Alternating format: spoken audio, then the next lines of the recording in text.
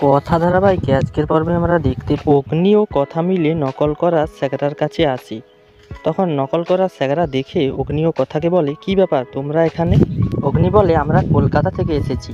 আপনি নাকি খুব নকল জিনিস তৈরি করতে পারেন, আমাদের একটা ঠাকুরের মূর্তি নকল করতে পারবেন? অগ্নি ছবিটা দেখায়।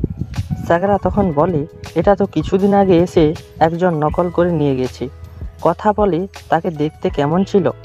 স্যাকরা বলে, সেটা তো বলতে পারছি না, তবে লোকটি 1 মাস এখানে বসে সঠিকভাবে কাজ হচ্ছে কি না তাই বসে থেকে কাজ করিয়ে নিয়ে গেছি।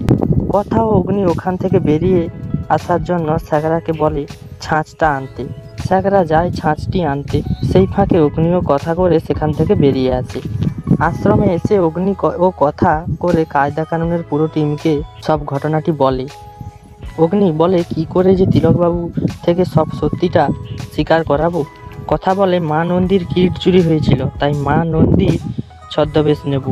তুমি সহায় হও মা নন্দী। বন্ধুরা, তিলকবাবু কি ভয়ে চিত্রার নাম বলে দেবে? আপনাদের মতামত অবশ্যই কমেন্টে জানিও। আর নতুন নতুন আপডেট পেতে আমাদের চ্যানেলটিকে সাবস্ক্রাইব করে অবশ্যই পাশে থাকুন।